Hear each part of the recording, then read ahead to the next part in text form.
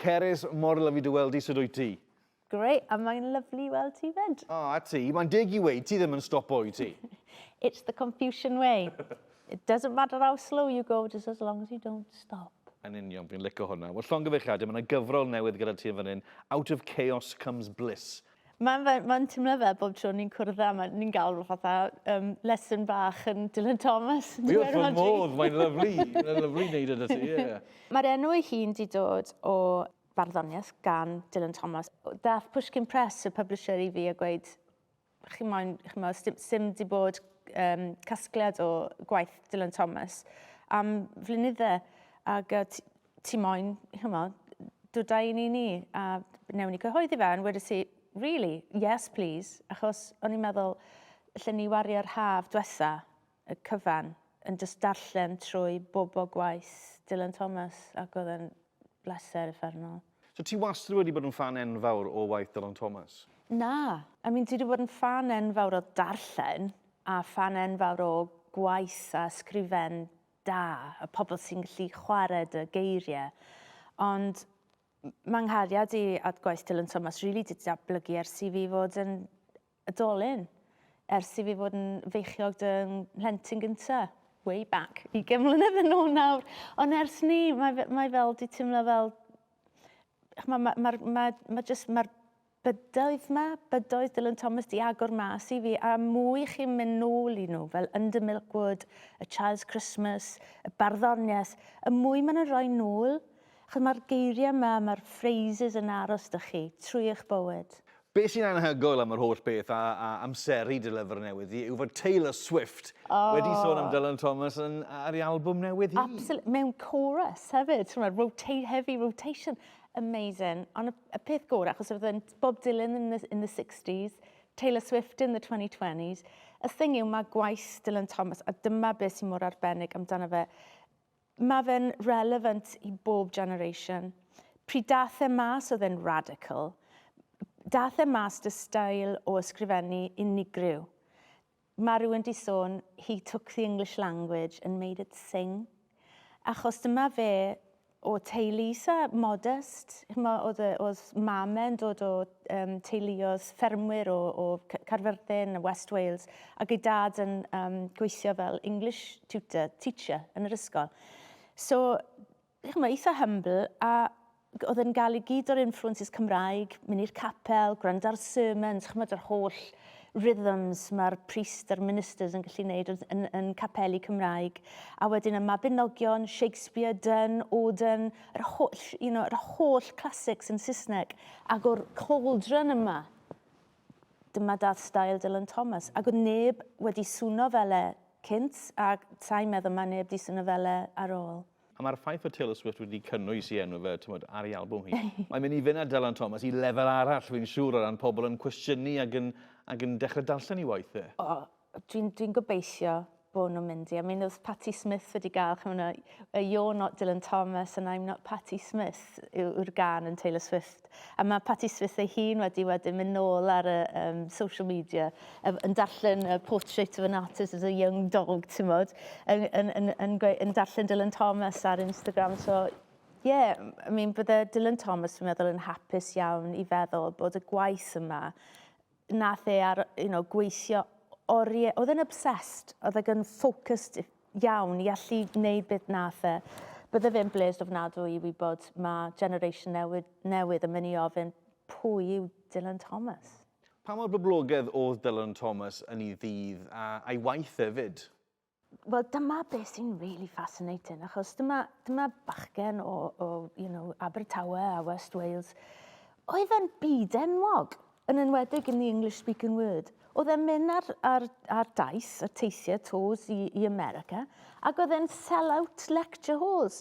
Oedd y merched yn crwdio rownd oedd fe, eisiau clywed yn darlledu'r barddoniaeth yma. He was a pop star. He was one of the earliest original pop stars. Be sy'n ffantastig hefyd yw bod ti'n cael y cyfle nawr i wario gyda'i waithau ac ychwanegu cerddoriaeth i'r cyfan hefyd. Wel, oedd lot o gerddoriaeth yn ei gwaith anyway, oedd yn gweithio lot ffrindiau, un o ffrindiau, oedd lot o ffrindiau oedd yn gweithio fel visual artist neu fel cerddorwyr. Daniel Jones oedd yn helpu fe dy'r cerddoriaeth. Fel yn Under Milkwood, the Reverend Eli Jenkins prell, yn iwso hyn melody i roed yr geiriau hwnnw. A lot fawr, Come and Sweep My Chimney, fel o Tom Jones wedi canu hefyd o Under Milkwood. So, oedd e'n gyfarwydd iawn dy cerddoriaeth, a chi'n clywed hwnna yn y rhythms mae fe'n iwso yn ei gwaith hefyd. So nes i ysgrifennu cerddoriaeth i fynd y Child's Christmas, a mae hwnna wedi troi mewn i ballet, dy Ballet Cymru, a hefyd maen nhw wedi bod yn gwneud theatre show, musical, dy'r music a'r text, Dylan Thomas, yn Minneapolis. So maen nhw wedi gwneud hwnna blwyddyn dwytha a'r blwyddyn cynt hefyd. Ond beth sy'n rili arbennig, dwi'n meddwl, i fi, amdan gwaith Dylan Thomas yw bod e'n mynd tu ôl i'r surface. Dyw e ddim jyst yn disgrifio rhywbeth. Somehow, rhyw ffordd, mae e'n gallu mae'r ffordd chi'n darllen, ffordd mae'n ysgrifennu, yn gallu neu chi, reminder chi o beth chi'n meddwl yn eich pen, yn hytrach na just disgrifio'r byd in a two-dimensional way. So chi'n gallu inhabito'r bydoedd mae i gyd. Mae'n exceptional stuff. Ydy e'n bosib i ti ddarllen un i ni? Wel, na i ddarllen y cerdd yna, nath roi'r teitl i'r llyfr. So, dyma esiampl o un o'r barddoniaeth nath ysgrifennu cyn oedd yn 20 mlwydd oed. Nath ysgrifennu lot fawr o'i waith mwyaf beloved, pryd oedd e'n rili ifanc, yn stafell tiny yn Abertawe. A nath e ddim iwso hwn yn y cyfrolau nath e roi mas yn ei fywyd. Mae'n un o ffefryns fi, a nes i wneud yn siŵr bod yn y llyfr yma. So dyma fe, being but men, we walked into the trees.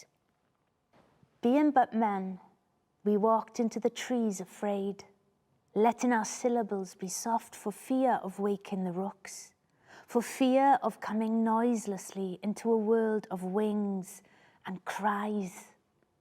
If we were children, we might climb, catch the rook sleeping and break no twig. And after the soft ascent, thrust out our heads above the branches to wonder at the unfailing stars. Out of confusion, as the way is, and the wonder that man knows, out of the chaos would come bliss. That then is loveliness, we said. Children in wonder watching the stars is the aim and the end. Being but men, we walked into the trees. Bydde fe'n deg i weid, ti'n meddwl bod ti'n deall gwaith Dylan Thomas mor dda, achos bod ti dy hun wedi cael dy fagu gyda'r un olygfa ffantastig yn Abertawe? Mae hwn yn cwestiwn lyflu. Sa'n siŵr os byddwn ni'n gweud fi'n 100% siŵr o popeth mae'n ysgrifennu amdano, achos mae'n gallu bod eitha dens mewn ffordd. Ac oedd e'n really... Mae lot o'r stwff yn y llyfr nath ysgrifennu cyn oedd e'n 20 mlwydd oed. Teenager wedi ysgrifennu dros 200 o'r gweithiau yma sydd o hyd ar y top rank o poetry, yr heavy stuff. So, ond dwi'n meddwl be bydde fe'n dweud, a fi'n mynd nôl yn aml i interviews da Dylan Thomas ei hun, be bydde fe'n dweud is, don't think about it, just go for it. Read it, enjoy it the way, don't think too much about it.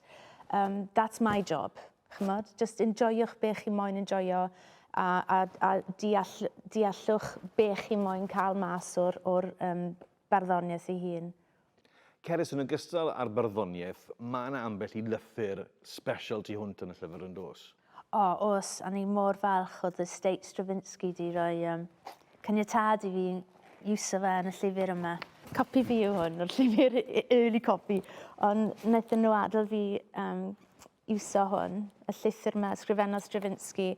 A fi'n mynd i darllen, gallai darllen tam bach o'r llythyr o Dylan Thomas gyntaf. Chi'n gweld sgrifennu nhw? Mae mor pentynnedd yn dweud Dylan Thomas, wedyn mynd i'n Stravinsky, obviously typewritten, on lovely signature. Chos mae pobl yn gofyn be bydde fe di wneud. Mae'n siom, oedd e ddim wedi byw yn hirach. Ond un o'r pethau, imagine dyma beth oedd y plan, bod Dylan Thomas a Stravinsky yn mynd i ysgrifennu opera dyn gilydd nhw. Ag dyma'r llythyr wedyn. Dear Igor Stravinsky, I was so very, very glad to meet you in Boston. You and your wife couldn't have been kinder to me. I hope you got well soon. A wedyn mynd ymlaen I ddweud, I would very much like, if you think that you'd like me to work with you, I'd be enormously honoured to do that. Mae Dylan Thomas. A wedyn meddwl Stravinsky wedyn, nath Dylan Thomas gyfneu hwnna 16th of June 1953, blwyddyn nath e farw. Few months on, a mae hwn y llythyr o Igor Stravinsky i'r estate wedyn Dylan Thomas, o I Adam, yr editor. Dylan Thomas's sudden passing away has left me deeply shocked and painfully wounded.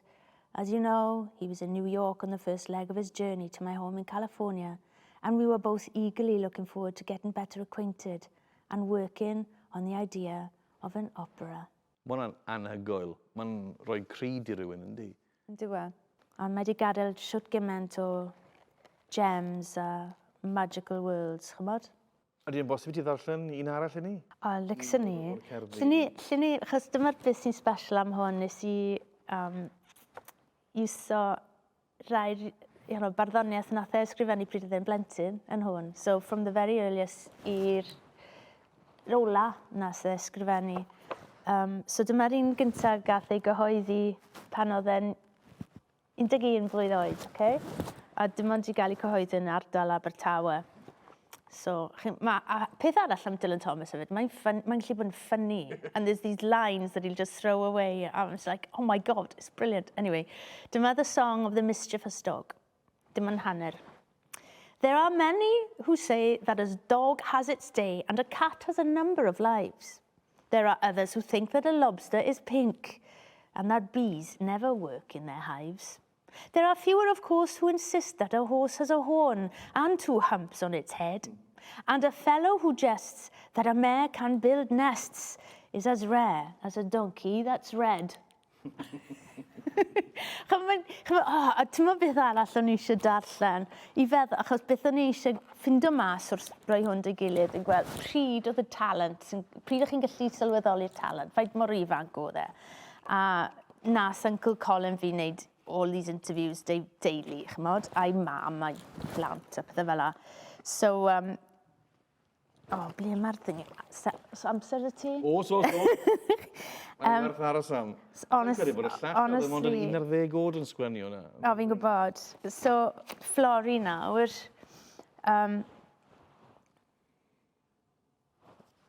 Na fe. So, mae Uncle Colin yn gofyn, do you have any of these now? Yn gofyn am early poems. A dyma mam yn dweud, no. Well, I tell you what, I put them somewhere on the mantelpiece, I think. The following day, I was tidying up and I sorted them out.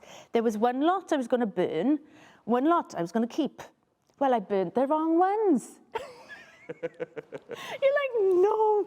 A wedyn mae'n dweud, Mam Dylan Thomas eto, so of course I was very disappointed, but you couldn't keep all this stuff he was writing, because, well, I'd have had the house full. We wouldn't have had room to live in. A Mac yn, cry iawn, gorllewin Cymru dy Flori yn yr interviews yma. A mae just yn dangos, really, bod obsesiwn a diddordeb yn ysgrifennu a darllen y pethau Dylan Thomas yn gynnar iawn, a na gyd oedd eisiau wneud. Oedd e moyn ysgrifennu, ac ysgrifennu lefel uchel iawn. Mae'r gyfrol yn sôn hollol ffantastig, a mae yna siwrd amrywiaeth yma. Cerys, ti'n fam I dri, ti'n awdur, ti'n gerddor. Hefyd yn gyflwynydd sawl raglen radio dy ti o hyd yn dos? Oes 3 ar hyn o bryd. Sef Radio 6? Ie. A Radio 2 Blue Show, dy llun, a wedyn at playlist ar Radio 4 ar nos Wener. A dal wrth dy fodd gyda'r cyfan? Dw, ond mae dy fi itchy feet. So dwi'n darllen ar hyn o bryd am yr Arctic, yr Antarctic, y Patagonia. Dwi'n gobeithio mynd I Patagonia yn fi, ond sa'i byth di bod. A Ushuaia, sef yn Tierra del Fuego. Lle oedd pobl o'na, Indians a Yagan people yn byw, a dwi eisiau mynd off I weld le o'n nhw'n neud yr hynt. Adeg y mor flwyddyn, mae'r holl wyliau ar fi'n digwydd. Siwm y ddyddiadau di'n edrych nawr dros yr haf? Wel, mae Cheltenham Jazz Festival yn dod lan yn fian, a mae Paris, dwi'n mynd I Paris for I Shakespeare Co. A mae hwnna'n gyferddau'r llyfr, ie? Odi, a mae'n berffaith, achos Shakespeare & Co. oedd y publisher a'r bookshop yn Paris, nath dweud ie i James Joyce pan oedd yn edrych am rhywle i cyhoeddi Ulysses. Ac wrth gwrs, Ulysses, a 24-hour in the day classic, nath roi inspiration i Dylan Thomas, wneud 24-hour a day under Milkwood. So I'm bringing Dylan Thomas back to say hello to James Joyce's joint. Waw, wel, pob lwc i ti gyda hwnna. A mae rhaid i fi ofyn hefyd i'r holl fans Catatonia. Mae rhaid i fi ofyn y cwestiwn, oes na unrhyw obaith nawr i'r holl fans ddewch chi nôl at eich gilydd i berfformio cyn bo hir? Sa'n siŵr. It's a democracy, fi rhaid i gofyn i'r boys. Dwi'n na ddim yn na.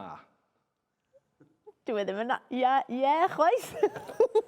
Ges i rybeth. Ie, ges i rybeth. Mae wedi bod cwarter canrif, so... Ti'n dal yn gwybod y geiriau? Bydd rhaid fi gael autocue dyddi'r ein.